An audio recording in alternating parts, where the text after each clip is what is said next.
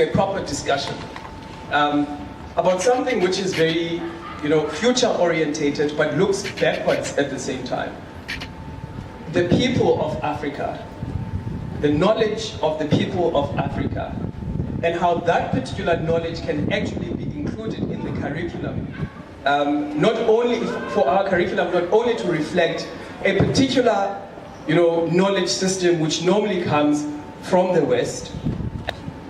The curriculum that we currently have right now is not inclusive. I don't see myself in that curriculum. So we're looking at ways and means of deconstructing the current curriculum that we have at the moment, and we're looking at ways in which we can include our own lived experiences as Africans. The first person who's going to get us talking today is Alziana.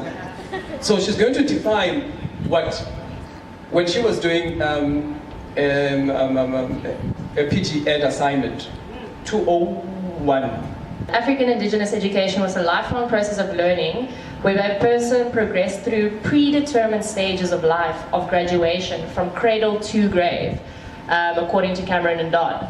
They are restricting Indigenous knowledge to this thing that is only supposed to teach about culture, that is only oral, that is only, that is backward thinking. We have got to define these things ourselves. And the starting point right now is, this is the type, if you don't define it yourself, this is the type of definition that is going to be forced down your throat. A great example to prove this, what Shane has said, it would be the definition of Ubuntu, right? I believe that the moment that we try to define Ubuntu is the moment we lost it. Because we try to constrict it to a humanizing pedagogy, and that's not what it is. Ubuntu is a way of life, it's a way of doing things, like the life skills of the indigenous people. And so the moment, sometimes some things do not need definitions because they cannot be constricted to a few words or a few, you know what I mean?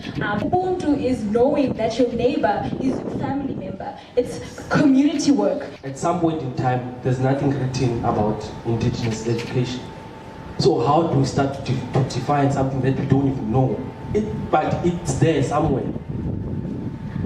At some point as well, it goes around the epistemology. Who gets to say that this form of knowledge must form part of this epistemology? Where do we look at the definition of Indigenous knowledge? These definitions are out there.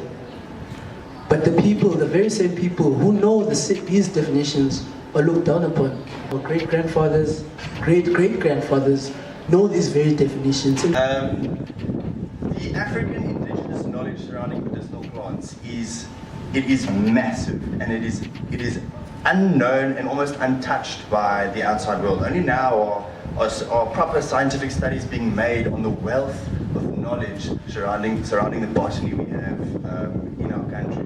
Who decided? Where was this table where people sat down and said, Yazin, here's what we're going to define Indigenous knowledge as. This is what we accept and this is what we reject. It's very nice to say, to discover a problem. But what's important is the solution to the problem. Now, my question is, what is the way forward in making sure that every African child in this continent or in this country gets to say or gets to know that this and this knowledge is the kind of knowledge that I need as an African child? Let's start with the decolonization of the mind.